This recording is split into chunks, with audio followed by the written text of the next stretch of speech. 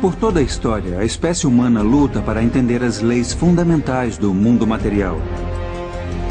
Nós nos aventuramos para descobrir as regras e padrões que determinam as qualidades dos objetos que nos rodeiam e sua complexa relação conosco e entre si.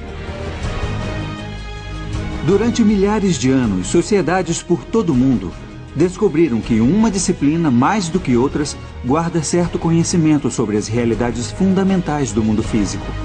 Essa disciplina é a matemática. Eu sou Marcos de Suttori e sou matemático.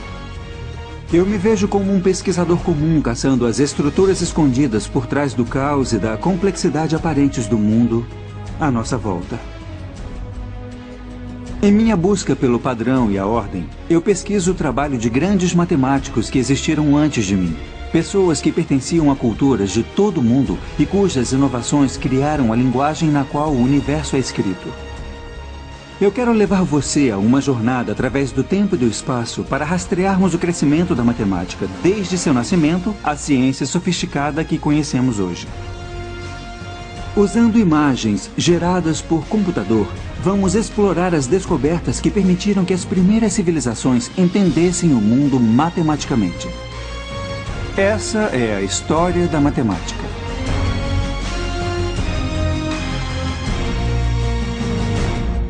A história da matemática.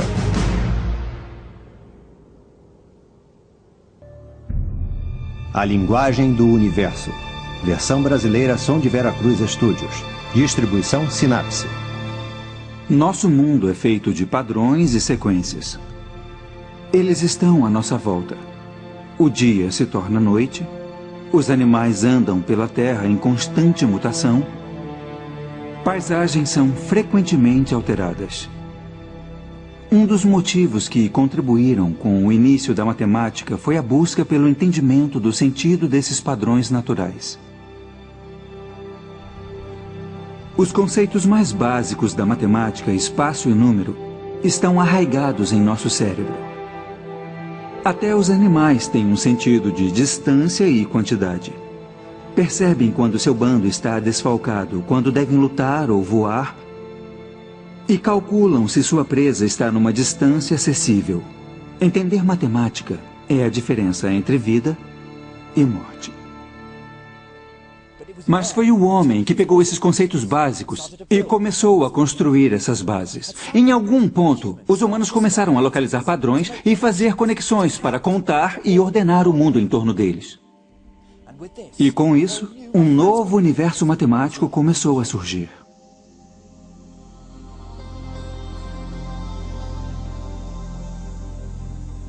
Esse é o Rio Nilo. Ele é a fonte de vida do Egito há milênios. Foi aqui que surgiram alguns dos primeiros sinais da matemática que conhecemos hoje.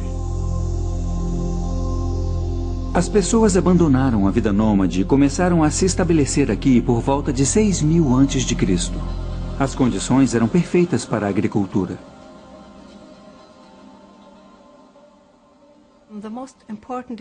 O evento mais importante na agricultura egípcia a cada ano era a cheia do Nilo. Então ela foi usada como marcação do início de cada ano. Os egípcios registraram o que acontecia em períodos de tempo. Para estabelecer um calendário como esse, você tem que contar quantos dias, por exemplo, havia entre as fases da lua, ou quantos dias havia entre duas cheias do Nilo. Registrar os padrões das estações era essencial não só para a gerência da terra, mas também para a religião. Os antigos egípcios que se estabeleceram nas margens do Nilo acreditavam que era o deus do rio que o enchia a cada ano e, em troca da água que fornecia a vida, os cidadãos ofereciam uma porção da produção como agradecimento. Quando os assentamentos ficaram maiores, se tornou necessário encontrar maneiras de administrá-los. Era preciso calcular porções de terra, fazer previsão das colheitas e cobrar impostos. Resumindo, as pessoas precisavam contar e medir. Os egípcios usavam seus corpos para medir o mundo. E foi assim que as unidades de medidas evoluíram. Um palmo era a largura de uma mão. Um cúbito, a distância entre o cotovelo e as pontas dos dedos. Os cúbitos de terra, faixas de terra medindo 1 cúbito por 100, eram usados pelos topógrafos dos faraós para calcular áreas. Há uma relação bem forte entre a burocracia e o desenvolvimento da matemática no Antigo Egito, e nós podemos vê-la desde o início da invenção do sistema numérico. Através da história egípcia até o Velho Reinado, a única evidência que temos é dos sistemas metrológicos, que são medidas diárias por extensão. Isso aponta a necessidade burocrática de desenvolver essas coisas. Era vital saber a área das terras de um fazendeiro para ele poder ser taxado de acordo, ou para saber se o Nilo roubou parte de suas terras para que ele pudesse pedir abatimento. Isso significava que os topógrafos dos faraós calculavam frequentemente a área de partes irregulares de terra, e a busca por solucionar esses problemas práticos que os tornaram os primeiros inovadores matemáticos.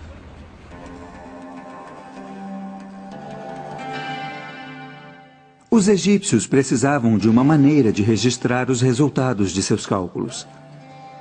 Entre todos os hieróglifos nas lembrancinhas turísticas espalhadas pela cidade do Cairo, eu estava à caça daqueles que registram os primeiros números da história.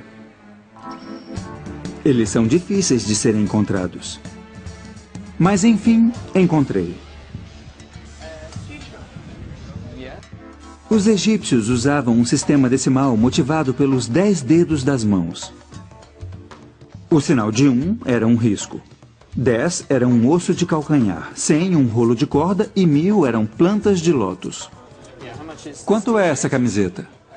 Ela custa 25 libras. 25? É. Então são 2 ossos de calcanhar e 5 riscos. Isso. Então não vai me cobrar nada disso aqui. 1 milhão aqui. 1 milhão? Meu Deus! Não, Esse é 1 milhão? 1 milhão é muita coisa. Os hieróglifos são bonitos, mas o sistema numérico egípcio era fundamentalmente simples. Eles não tinham o conceito de uma notação posicional. Então, um risco só podia representar uma unidade, não 100 ou 1000. Apesar de escrever 1 milhão com apenas um desenho e não os 7 que usamos, se você quisesse escrever 1 milhão menos 1, o pobre escriba egípcio teria que escrever 9 riscos, 9 ossos de calcanhar, 9 rolos de corda e assim por diante, num total de 54 desenhos. Apesar do inconveniente desse sistema numérico, os egípcios eram brilhantes solucionadores de problemas. Sabemos disso por causa dos poucos registros que sobreviveram. Os escribas egípcios usavam folhas de papiro para registrar suas descobertas matemáticas. Esse delicado material feito de talos de plantas foi destruído com o tempo e muitos segredos pereceram com ele. Mas há um documento revelador que sobreviveu. O papiro matemático de Hind é o documento mais importante que temos hoje da matemática egípcia. Temos uma boa ideia de que tipos de problemas os egípcios tinham que enfrentar em sua matemática. Também temos uma demonstração explícita de como as multiplicações e divisões eram feitas. O papiro mostra como multiplicar 2 números grandes. Mas, para ilustrar o método, vamos pegar 2 números menores. Vamos usar 3 vezes 6. O escriba pegava o primeiro número, 3, e colocava numa coluna. Na segunda coluna, ele colocava o número 1. E depois dobrava os números em cada coluna, então 3 se tornava 6. E 6 se tornava 12. E depois, na segunda coluna, 1 se tornava 2 e 2 se tornava 4. Aqui está a parte interessante. O escriba quer multiplicar 3 por 6. Então pega os grupos na segunda coluna, que somam 6. São 2 mais 4. Depois ele volta à primeira coluna e pega as fileiras correspondentes ao 2 e ao 4. Então são 6 e 12. Ele soma os 2 para ter a resposta 18. Mas o mais impressionante para mim nesse método é que o escriba escreve efetivamente o segundo número em 6 binários. É um lote de 4, um lote de 2 e nenhuma unidade, que é 1, 1, 0. Os egípcios entenderam o poder dos binários mais de 3.000 anos antes do matemático e filósofo Leibniz revelar o seu potencial. Hoje, todo o mundo tecnológico depende dos mesmos princípios que eram usados no Antigo Egito. O papiro de Hind foi registrado por um escriba chamado Hermes por volta de 1650 a.C., e seus problemas buscam as soluções para situações cotidianas. Vários dos problemas mencionam pães e cerveja, porque era comum pagar os trabalhadores egípcios com comida e bebida. Um deles se preocupa em dividir 9 pães igualmente entre 10 pessoas, sem que houvesse briga. Eu tenho 9 pães aqui e vou pegar 5 deles e cortar pela metade. Claro que 9 pessoas poderiam pegar 1/10 do seu pão e dar um monte de migalhas a uma 10ª pessoa. Mas os egípcios desenvolveram uma solução mais elegante. Pegaram os outros 4 e dividiram em 3. Mas 2/3 eu vou cortar em 5, então cada pedaço vai ser a 15ª parte. Cada pessoa recebe uma metade, mais 1/3 e uma 15ª parte. É através de problemas práticos como esse que começamos a ver uma matemática mais abstrata se desenvolver. De repente, novos números entram em cena, frações. E em breve, os egípcios estariam explorando a matemática desses números. Frações são claramente de importância prática a qualquer um que queira dividir quantidades para pôr no mercado. Para registrar essas transações, os egípcios desenvolveram uma notação que registrava esses novos números. Uma das mais antigas representações dessas frações veio de um hieróglifo que tinha grande significado místico. Ele se chama Olho de Horus. Horus foi um antigo deus do reino, representado como metade homem, metade falcão. De acordo com a lenda, o pai de Horus foi morto por seu outro filho, Set. Horus estava determinado a vingar o assassinato. Durante uma batalha bastante violenta, Set arrancou o olho de Horus, o cortou e espalhou pelo Egito. Mas os deuses estavam cuidando de Horus e reuniram os pedaços e refizeram o olho. Cada parte do olho representava uma fração diferente. Cada uma é metade da fração anterior. Apesar de o olho original representar uma unidade inteira, o olho reunido é 64 avos menor. Apesar dos egípcios terem parado em 1/64 avos, fica implícito nessa figura a possibilidade de adicionar mais, cortando pela metade cada vez até a soma chegar mais perto de 1, mas nunca chegando realmente nele. Essa é a primeira pista de algo chamado série geométrica e aparece em vários pontos do papiro de Hind. Mas o conceito de série infinita se manteria oculto até os matemáticos da Ásia o descobrirem séculos depois. Criando um sistema de números incluindo essas novas frações, era hora dos egípcios aplicarem seu conhecimento no entendimento de formas encontradas no dia a dia. Essas formas eram quadrados ou retângulos, raramente regulares, e no papiro de Hind achamos a área de uma forma mais orgânica, o círculo. O que é surpreendente no cálculo da área de um círculo é a exatidão. Como eles encontraram o método, ainda não se sabe, porque os textos que temos não nos mostram como foram obtidos. Esse cálculo é particularmente notável porque depende de vermos como a forma do círculo pode ser aproximada pelas formas que os egípcios já entendiam. O papiro de Hind diz que um campo circular com um diâmetro de 9 unidades tem a área próxima à de um quadrado com lados de 8 unidades. Mas como essa relação foi descoberta? Minha teoria preferida vê a resposta no antigo jogo da Mancala. Os tabuleiros de Mancala foram encontrados esculpidos nos telhados dos templos. Cada jogador começa com um número igual de pedras e o objetivo do jogo é movê-las pelo tabuleiro, capturando as peças do oponente no caminho. Enquanto os jogadores esperavam fazer sua próxima jogada, talvez um deles tenha percebido que às vezes as peças enchem os buracos circulares no tabuleiro da Mancala de uma maneira completa. Ele pode ter experimentado fazendo círculos maiores.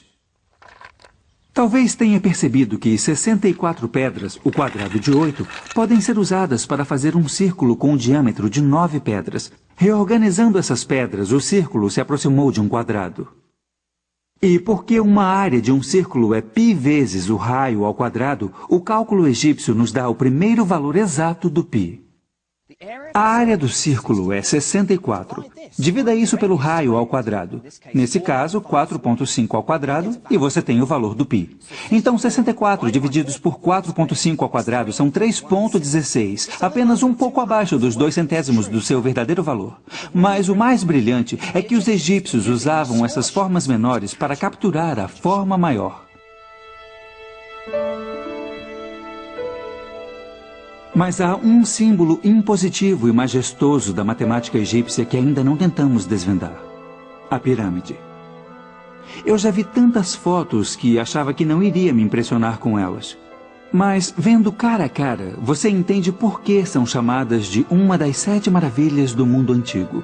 Elas são estonteantes e imagina o quanto mais impressionantes devem ter sido na sua época, quando as quinas eram afiadas como vidro, refletindo o sol do deserto. Para mim, parece que havia pirâmides espelhadas escondidas debaixo do deserto, o que completaria essas formas fazendo octaedros perfeitamente simétricos. Às vezes, na luz do calor do deserto, você quase pode ver essas formas. É a pista da simetria escondida dentro dessas formas que as torna tão impressionantes para um matemático. As pirâmides são um pouco curtas para criar essas formas perfeitas. Mas algumas sugerem que outro conceito matemático importante pode estar escondido dentro das proporções da Grande Pirâmide: a proporção áurea. Há 2 extensões na proporção áurea.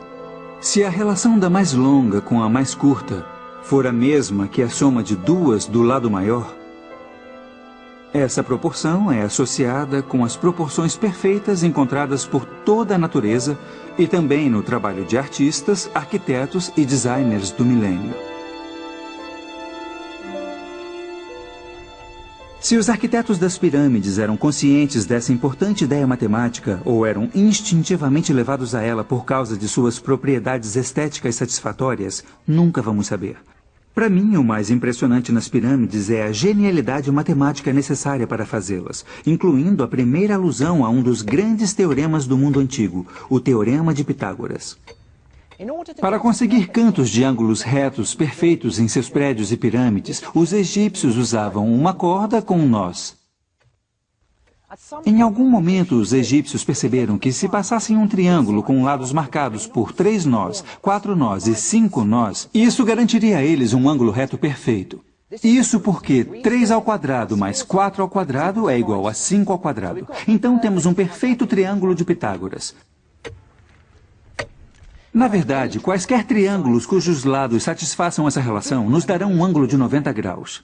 Mas tenho certeza de que os egípcios não tinham essa generalização nos seus triângulos de 3, 4 e 5. Não podemos esperar encontrar uma prova geral, porque esse não é o estilo da matemática egípcia. Todo problema foi resolvido usando números concretos, e se uma verificação fosse feita no final, ela usaria o resultado e esses números concretos. Não há prova geral entre os textos matemáticos egípcios. Levaram uns 2000 anos até que os gregos e Pitágoras provassem que todos os triângulos retângulos partilhavam de certas propriedades. Essa não foi a única ideia matemática que os egípcios descobriram. Em um documento de 4000 anos, chamado de Papiro de Moscou, encontramos uma fórmula para uma pirâmide com o seu pico cortado, o que mostra a primeira pista de cálculos em andamento.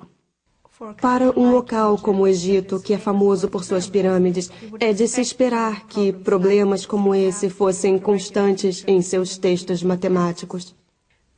O cálculo do volume de uma pirâmide cortada é uma das partes mais avançadas da matemática do Antigo Egito em relação aos nossos padrões modernos.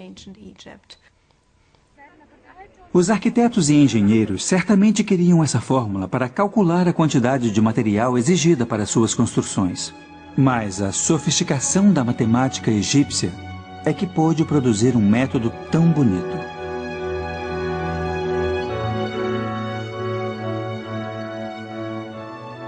Para entender como eles chegaram à sua fórmula, comece com uma pirâmide em que o ponto mais alto fique exatamente em cima de um ângulo. 3 desses podem ser reunidos para fazer uma caixa retangular, fazendo com que o volume da pirâmide inclinada seja 1/3 do volume da caixa. Isso é a altura vezes o comprimento vezes a largura divididos por 3. Aí vem um argumento que mostra as primeiras pistas do cálculo usado milhares de anos antes de Gottfried Leibniz e Isaac Newton criarem a teoria. Imagine que você cortasse a pirâmide em fatias. Poderia então arrastar as camadas para fazer uma pirâmide mais simétrica, como vemos em Giza. No entanto, o volume da pirâmide não mudou, apesar da reorganização das camadas. Então, a mesma fórmula funciona. Os egípcios eram inovadores incríveis e sua habilidade de gerar a nova matemática era desconcertante. Para mim, eles revelaram o poder da geometria e dos números e deram os primeiros passos em direção às excitantes descobertas matemáticas que viriam. Mas havia outra civilização que tinha matemática para rivalizar com a do Egito. E sabemos muito mais sobre suas conquistas.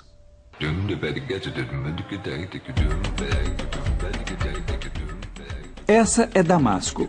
Com mais de 5.000 anos, hoje em dia ainda é vibrante e animada.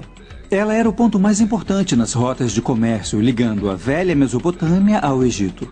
Os babilônios controlavam a maior parte do que hoje é Iraque, Irã e Síria, desde 1800 a.C. Para expandir e comandar seu império, eles se tornaram mestres na manipulação e administração de números. Temos códigos legais, por exemplo, que nos dizem sobre como a sociedade era ordenada. E as pessoas que mais conhecemos são os escribas, pessoas profissionalmente instruídas que mantinham registros de famílias ricas e de templos e palácios. Escolas de escribas existiam desde 2500 a.C. Escribas aspirantes eram mandados para lá crianças e aprendiam a ler, escrever e trabalhar com números. Os registros de escribas foram mantidos em blocos de argila, o que permitiu que os babilônios comandassem e aumentassem seu império. No entanto, muitos dos blocos que temos hoje não são documentos oficiais, mas exercícios de crianças. São relíquias incomuns que nos dão uma ideia rara de como os babilônios lidavam com a matemática. Esse é um livro escolar de geometria do século XVIII a.C. e vocês podem ver que há várias figuras nele. E embaixo de cada figura há um texto que dá um problema sobre ela. Por exemplo, esse aqui diz: eu desenhei um quadrado com 60 unidades de comprimento e dentro fiz 4 círculos. Quais são as suas áreas? E esse pequeno bloco aqui foi escrito pelo menos 1000 anos depois do outro bloco. Mas tem uma relação bem interessante com ele. Ele tem também 4 círculos dentro de um quadrado mal desenhado. Mas não é um livro, é um exercício escolar. O adulto que ensinava dava isso ao aluno como exemplo de dever de casa ou uma coisa assim. Como os egípcios, os babilônios parecem interessados em resolver problemas práticos relacionados a pesos e medidas. A solução babilônica a esses problemas é escrita como receitas matemáticas. Um escriba simplesmente seguia e gravava uma série de instruções para chegar ao resultado. Aqui é um exemplo do tipo de problema que eles resolviam. Eu tenho um feixe de gravetos de canela aqui, mas eu não vou pesá-lo. Ao invés disso, vou pegar 4 vezes seu peso e colocar na balança. Agora vou adicionar 20 jin. Jin era a medida de peso babilônica. Eu vou pegar metade de tudo e adicionar de novo. Então são 2 feixes e 10 jin. Agora tudo desse lado é igual a 1 mana. 1 mana era 60 jin. E aqui temos uma das primeiras equações matemáticas da história. Tudo desse lado é igual a 1 mana. Mas quanto pesa o feixe de gravetos de canela? Sem qualquer linguagem algébrica, eles puderam manipular as quantidades para poder provar que os gravetos de canela pesavam 5 jin. Na minha cabeça, é esse tipo de problema que dá um pouco de má fama à matemática. Você pode culpar os antigos babilônios por todos aqueles problemas tortuosos que resolveu na escola, mas os antigos escribas babilônios se destacavam nesse tipo de problema. Estranhamente, eles não usavam grupos de 10 como os egípcios. Usavam grupos de 60. Os babilônios inventaram seu sistema numérico como os egípcios, usando os dedos. Mas ao invés de contar os 10 dedos das mãos, os babilônios encontraram uma maneira bem mais intrigante de contar partes do corpo. Eles contavam os 12 nós dos dedos de uma mão e os 5 dedos na outra para poder contar 12 vezes 5, ou seja, 60 números diferentes. Então, por exemplo, esse número seria 2 lotes de 12, 24, e depois 1, 2, 3, 4, 5 para chegar a 29. Mas o número 60 tinha outra propriedade poderosa. Ele pode ser perfeitamente dividido de várias maneiras. Aqui há 60 feijões. Eu posso arranjá-los em 2 fileiras de 30,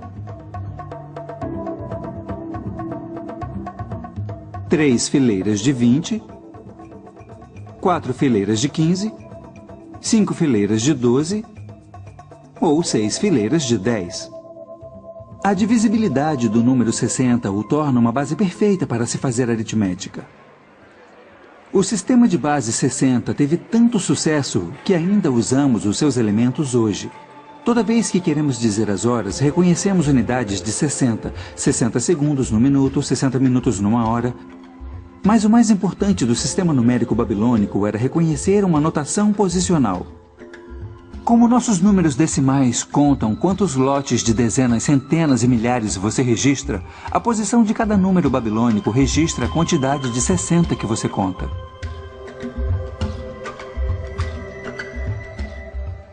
Ao invés de inventar novos símbolos para números maiores, eles escreveram 111. Então, esse número seria 3.661. O catalisador dessa descoberta foi o desejo babilônico de mapear o curso do céu noturno.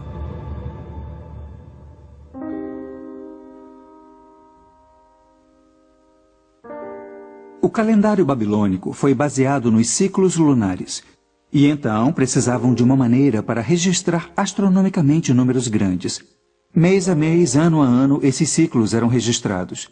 Desde 800 a.C., havia listas completas de eclipses lunares. O sistema babilônico de medidas era bastante sofisticado para a época. Eles tinham um sistema de medida angular, 360 graus num círculo completo. Cada grau era dividido em 60 minutos e depois era dividido em 60 segundos. Assim, eles tinham um sistema regular de medidas e ele estava em perfeita harmonia com seu sistema numérico, então era bastante útil não só para a observação, mas também para o cálculo. Mas para calcular e lidar com números grandes, os babilônios precisavam inventar um novo símbolo. E fazendo isso, eles prepararam o terreno para um dos maiores avanços na história da matemática, o zero. No início dos tempos, para os babilônios marcarem um lugar vazio no meio de um número, eles deixavam um espaço em branco. Então precisavam de uma maneira de representar o nada no meio de um número. Assim usavam um sinal como apóstrofos ou sinais de pontuação, e isso significava o zero no meio de um número. Essa foi a primeira vez que um zero, sob qualquer forma, apareceu no universo matemático. Mas ainda levaria 1000 anos até que esse marcador de lugar se tornasse um número com todo o seu direito.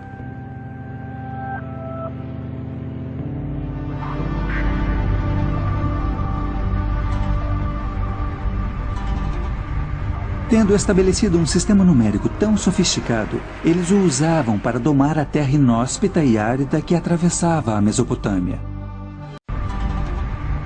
Tendo estabelecido um sistema numérico tão sofisticado, eles o usavam para domar a terra inóspita e árida que atravessava a Mesopotâmia. Engenheiros e topógrafos babilônios encontraram maneiras engenhosas de acessar a água e canalizá-la para os campos de colheita.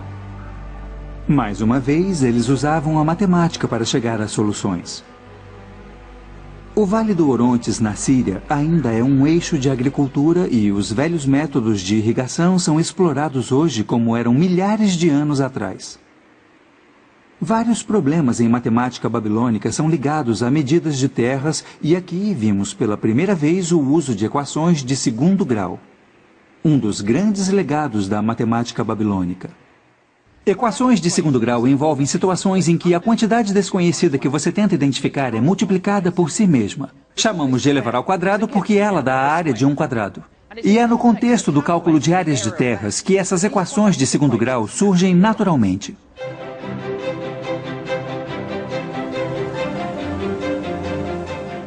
Aqui está um problema típico. Se um campo tem uma área de 55 unidades e um lado é 6 unidades maior que o outro,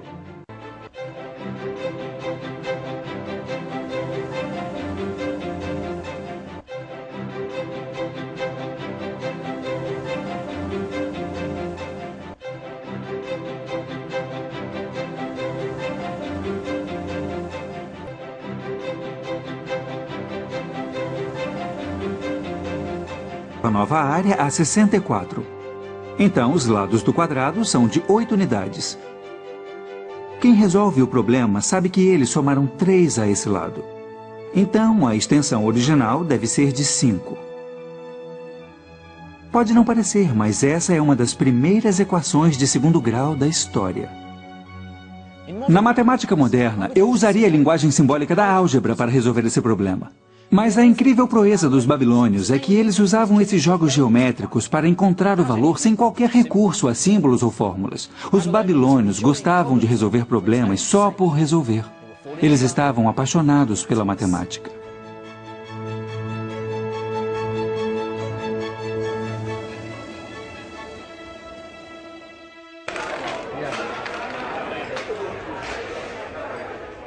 A fascinação babilônica pelos números logo encontrou lugar em seu tempo de lazer também. Eles eram ávidos jogadores. Os babilônios e os seus descendentes jogam uma versão do gamão há mais de 5.000 anos. Os babilônios jogavam jogos de tabuleiro, desde os mais sofisticados em tumbas reais até os mais simples, encontrados em escolas ou riscados nas entradas de palácios para que os guardas jogassem quando estivessem entediados. E eles usavam dados para mover suas peças. As pessoas que jogavam jogos usavam números em seu tempo de lazer para tentar vencer seu oponente, fazendo aritmética mental bem rápido. Então, calculavam em seu tempo livre, sem nem pensar nisso como trabalho matemático difícil. Agora é minha chance. Eu não jogo gamão há séculos, mas acho que minha matemática é boa o suficiente para me dar alguma chance. Tem que tirar 6, hein? Então 6, e eu preciso mover alguma coisa. Você é que sabe o que vai fazer. Vamos Mas lá. não era tão fácil quanto eu pensei. Ah! O que foi isso? Esse é 1 e esse é 2. Vamos ver. Agora está enrolado, hein? Então não posso mover nada. Eu não posso mover mesmo? Não pode mover isso. Eu pensei que eu podia mover. Aí está. Você é muito bom. 3 e 4, então? Como os antigos babilônios, meus oponentes são mestres da matemática tática. É. Toca aqui. Ótimo jogo. Muito bom. Os babilônios são reconhecidos como uma das primeiras culturas a usar formas simétricas para fazer dados. Mas há debates acalorados sobre se eles também seriam os primeiros a descobrir o segredo de outra forma importante: o triângulo retângulo. Já vimos como os egípcios usam um triângulo retângulo de 3, 4, 5. Mas o que os babilônios sabiam sobre essa forma e outras como essa é bem mais sofisticado. Essa é a tábua antiga mais famosa e controversa que temos. Ela se chama Plimpton 322.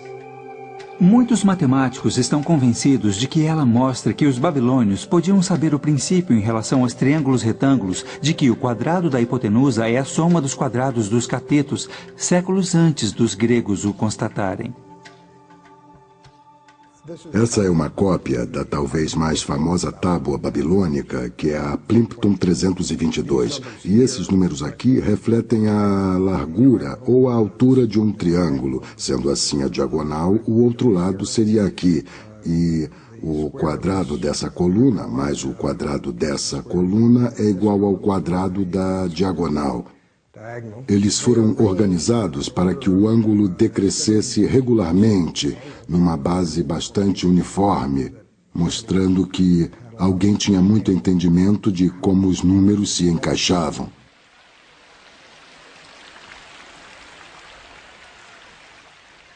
Aqui estavam 15 triângulos de Pitágoras perfeitos. Todos os lados tinham comprimento de números inteiros.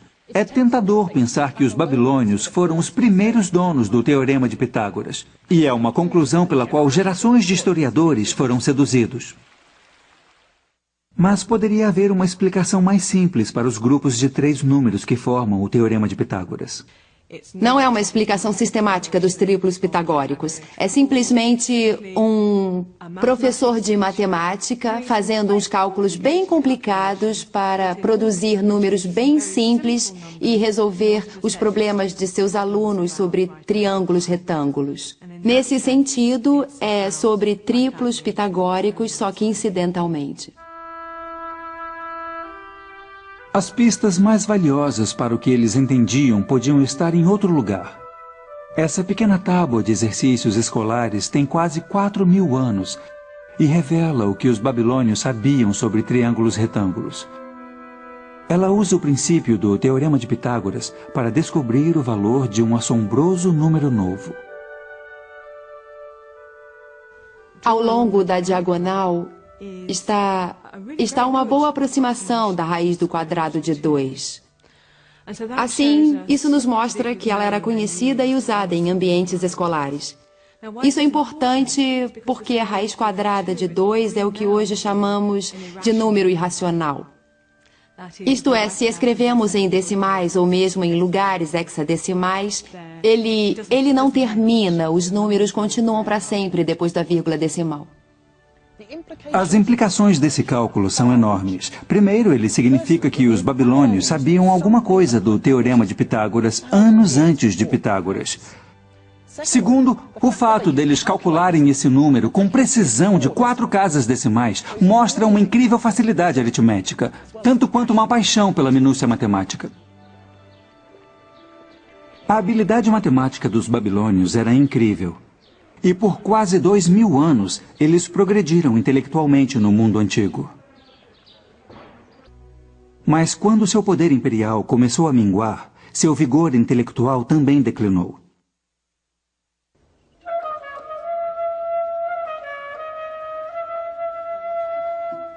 Por volta de 330 a.C., os gregos avançaram ao alcance de seu império até a antiga Mesopotâmia. Essa é Palmira, no centro da Síria, que um dia foi uma cidade grande construída pelos gregos. O conhecimento matemático necessário para construir estruturas com tanta perfeição geométrica é impressionante. Como os babilônios antes, os gregos também eram apaixonados pela matemática. Os gregos eram colonizadores inteligentes. Eles tiraram o melhor das civilizações que conquistaram para aumentar seu próprio poder e influência. Mas também deram as suas contribuições. Na minha opinião, sua maior inovação tem a ver com uma mudança de pensamento. O que eles iniciaram influenciaria a humanidade por séculos. Eles nos deram poder de prova. De certa forma, eles decidiram que tinham que ter um sistema dedutivo para a sua matemática. E o sistema dedutivo típico era começar com certos axiomas que você imagina verdadeiros. Como se imagina que certo teorema seja verdadeiro, mas sem provar. E depois se percorrem métodos lógicos e etapas muito cuidadosas. Desses axiomas você prova teoremas, e desses teoremas você prova mais teoremas, e isso continua. Exatamente como uma bola de neve. A prova é o que dá força à matemática. É o poder de prova que significa que as descobertas dos gregos são verdadeiras hoje, como eram 2.000 anos atrás. Eu precisava seguir para o oeste, no coração do antigo Império Grego, para aprender mais.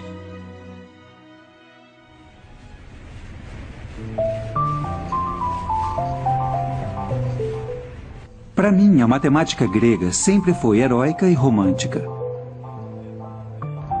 Estou a caminho de Samos, a 1 quilômetro da costa turca. Esse local se tornou sinônimo de nascimento da matemática grega. E isso graças à lenda de um homem. Seu nome é Pitágoras. As lendas em torno de sua vida e trabalho contribuíram para o status de celebridade que ele ganhou nos últimos 2.000 anos. É creditado a ele, de maneira certa ou errada, o início da transformação da matemática como ferramenta para contar no estudo analítico que reconhecemos hoje. Pitágoras é uma figura controversa. Por não ter deixado escritos matemáticos, muitos questionam se ele realmente resolveu algum dos teoremas atribuídos a ele. Ele fundou uma escola em Samos no século VI a.C., mas seus ensinamentos eram considerados suspeitos e os pitagóricos eram vistos como uma seita bizarra. Há boas evidências de que havia escolas pitagóricas e elas deviam parecer mais com seitas do que com escolas filosóficas, porque não partilhavam só conhecimentos, também partilhavam um estilo de vida. E todas elas pareciam estar envolvidas na política da cidade. Um detalhe que as torna incomuns no mundo antigo é que elas incluíam mulheres.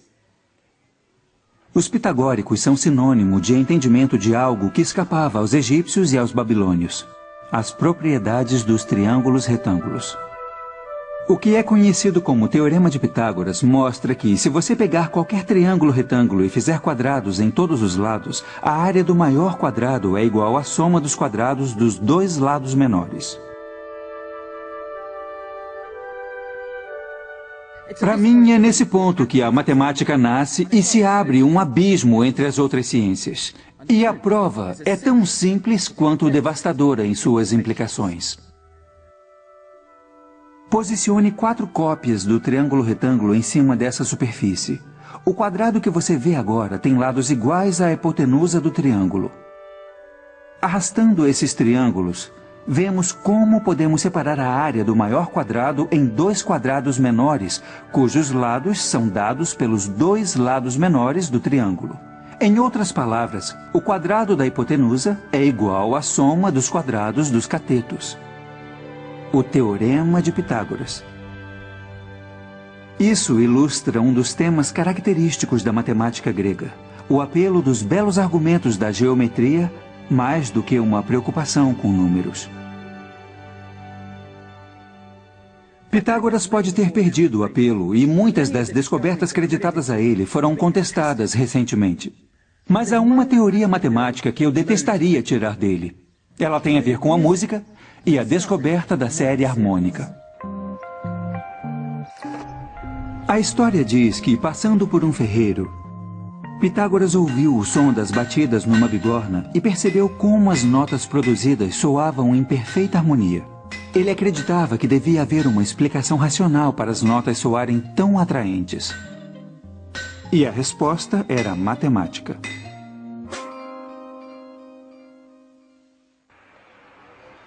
Experimentando com um instrumento de corda, Pitágoras descobriu que os intervalos entre as notas musicais harmoniosas eram sempre representados como razões de números inteiros. E foi assim que ele pode ter construído a sua teoria. Primeiro, ele tocou uma nota na corda solta. Depois, na metade do comprimento. A nota quase parece a mesma da primeira. Na verdade, é uma oitava mais alta, mas a relação é tão forte que damos o mesmo nome a essa nota. Agora pegamos um terço da extensão e temos outra nota que parece harmonizar com as duas primeiras. Mas pegue um comprimento de corda que não está numa razão de número inteiro e temos a dissonância.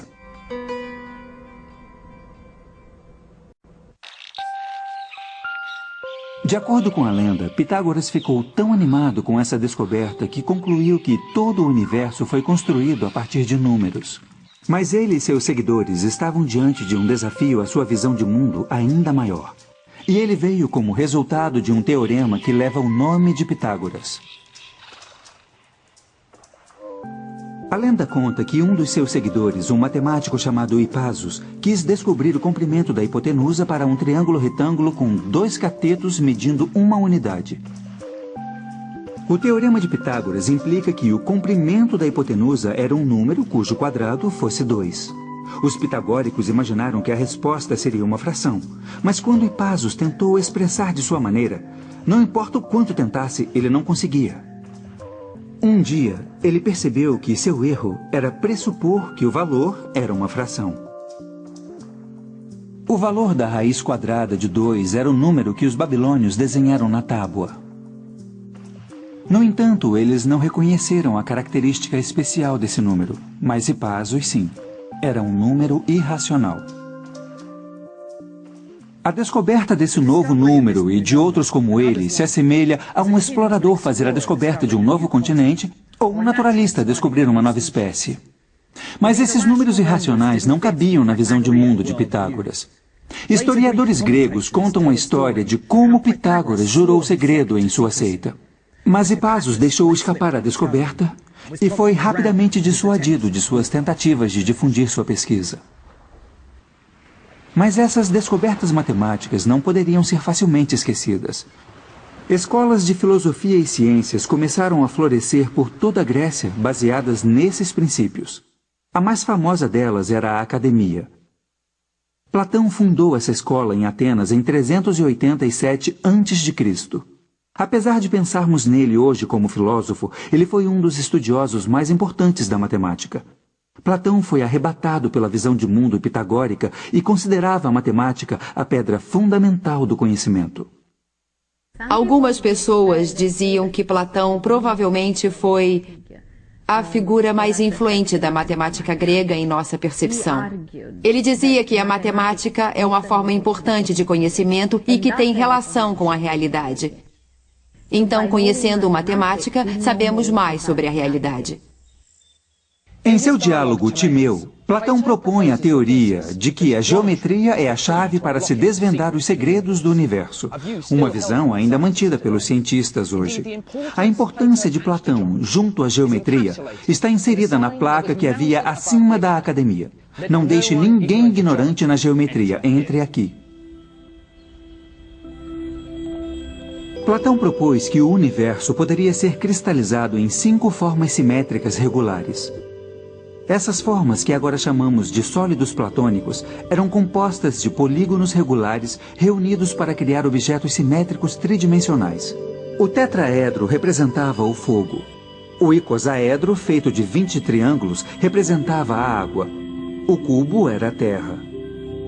O octaedro era o ar, e o quinto sólido platônico, o dodecaedro, feito de 12 pentágonos, era reservado para a forma que definia a visão de Platão do universo. A teoria de Platão teria uma influência devastadora e continuaria a inspirar matemáticos e astrônomos por mais de 1500 anos. Junto às descobertas feitas na academia, os triunfos matemáticos também surgiam das margens do Império Grego e se deviam mais à herança matemática dos egípcios do que aos gregos. A Alexandria se tornou o eixo da excelência acadêmica sob o comando de Ptolemes no 3º século a.C., e sua famosa biblioteca logo ganhou reputação rivalizando com a Academia de Platão. Os reis da Alexandria estavam dispostos a investir nas artes, na cultura, na tecnologia, na matemática, na gramática, porque patrocinar buscas culturais era um jeito de mostrar que você tinha mais prestígio e tinha também mais direito à grandeza. A antiga biblioteca e seu precioso conteúdo foram destruídos quando os muçulmanos conquistaram o Egito no século VII, mas seu espírito está vivo em uma nova construção. Hoje, a biblioteca ainda é um local de descoberta e estudos. Matemáticos e filósofos correram para Alexandria, levados por sua sede de conhecimento e a busca pela excelência. Os patronos da biblioteca eram os primeiros cientistas profissionais, indivíduos que eram pagos por sua devoção à pesquisa. Mas de todos esses pioneiros, meu herói é o enigmático matemático grego Euclides. Sabemos muito pouco sobre a vida de Euclides, mas suas maiores conquistas foram como cronista da matemática. Por volta de 300 a.C., ele escreveu o texto mais importante de todos os tempos, Os Elementos. Em Os Elementos, encontramos o auge da revolução matemática que aconteceu na Grécia. construída sobre uma série de suposições matemáticas chamadas de axiomas. Por exemplo, uma linha reta pode ser traçada entre dois pontos quaisquer. Desses axiomas, deduções lógicas são feitas e teoremas matemáticos são estabelecidos. Os elementos contêm fórmulas para calcular os volumes de cones e cilindros, provas sobre séries geométricas e números perfeitos e primos. O clímax de Os Elementos é uma prova de que só há 5 sólidos platônicos. Para mim, esse último teorema captura o poder da matemática. Uma coisa é construir 5 sólidos simétricos. Bem diferente é criar um argumento explícito e lógico para não haver um sexto. Os Elementos se desenrola como uma novela de mistério lógico. Mas é uma história que transcende o tempo. Teorias científicas foram derrubadas de uma geração para outra. Mas os teoremas e os elementos são os mesmos de 2000 anos atrás. Quando você para pensar, é realmente incrível que ensinamos os mesmos teoremas, talvez de maneira um pouco diferente, ou organizados diferentes. Mas a geometria euclidiana ainda é válida, e mesmo na matemática avançada, quando se trata de grandes espaços dimensionais, ela ainda é utilizada. Alexandria pode ter sido um lugar inspirador para os antigos estudantes, e a fama de Euclides teria atraído ainda mais ávidos jovens intelectuais ao porto egípcio. Um matemático que gostou particularmente do ambiente intelectual da Alexandria foi Arquimedes. Ele se tornaria um visionário matemático. Os melhores matemáticos gregos estavam sempre testando os limites, indo mais fundo. Então, Arquimedes fez o que podia com os polígonos, com os sólidos. Depois ele passou aos centros de gravidade, ou depois passou à espiral. Esse instinto de tentar matematizar tudo é algo que eu vejo como um legado. Uma das especialidades de Arquimedes eram as armas de destruição em massa. Elas foram usadas contra os romanos quando eles invadiram sua casa em Siracusa em 212 a.C.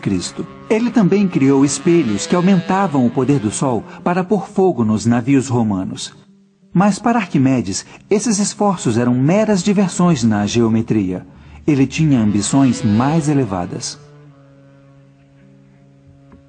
Arquimedes foi atraído pela matemática pura e acreditava no estudo da matemática pela matemática, não pelo desprezível mercado de engenharia ou a busca sórdida de lucro. Uma das melhores investigações da matemática pura era produzir fórmulas para calcular áreas de formas regulares. O método de Arquimedes era capturar novas formas usando formas que ele já compreendia. Então, por exemplo, para calcular a área de um círculo, ele o fechava num triângulo e depois dobrava o número de lados do triângulo. A forma interna ficava cada vez mais perto do círculo. E às vezes chamamos um círculo de polígono com um número infinito de lados. Mas estimando a área do círculo, Arquimedes, na verdade, consegue o valor de π, o número mais importante na matemática. No entanto, foi calculando os volumes de objetos sólidos que Arquimedes se sobressaiu. Ele encontrou uma maneira de calcular o volume de uma esfera cortando-a e calculando cada fatia como um cilindro. Depois ele somou os volumes das fatias para ter um valor aproximado da esfera. Mas o golpe de gênio foi perceber o que acontecia se você fizesse fatias cada vez mais finas. No limite, a aproximação se torna um cálculo exato.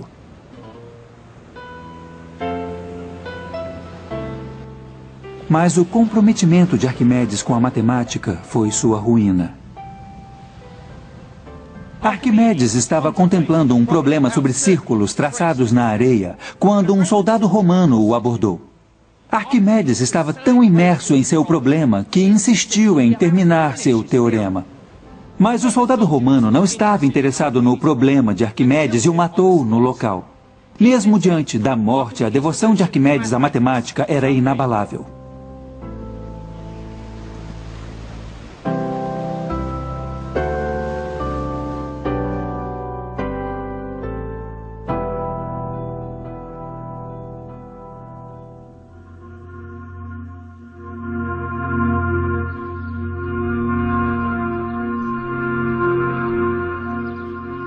meados do primeiro século a.C., os romanos apertaram o cerco ao antigo Império Grego.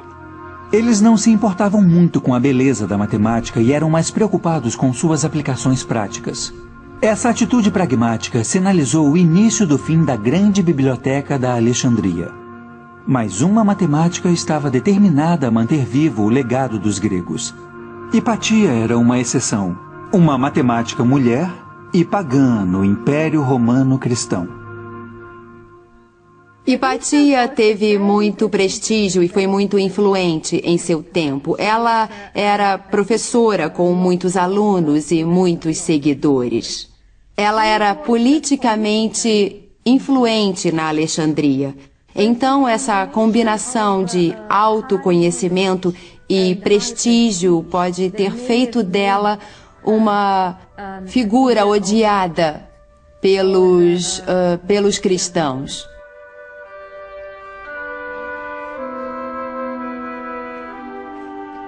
Um dia, durante a Quaresma, Hipatia foi arrancada de sua carruagem por um grupo cristão e levada a uma igreja. Lá ela foi torturada e brutalmente assassinada. As circunstâncias dramáticas de sua vida e morte fascinaram as gerações seguintes. Infelizmente, sua crença encobriu suas conquistas matemáticas. Ela era uma brilhante professora e teórica, e sua morte deu um golpe final na herança da matemática grega da Alexandria.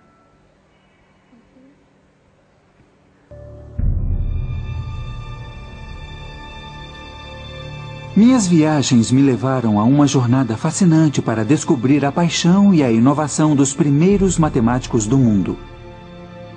São descobertas feitas por esses pioneiros do Egito, da Babilônia e da Grécia, que são as bases nas quais minha ciência é construída hoje.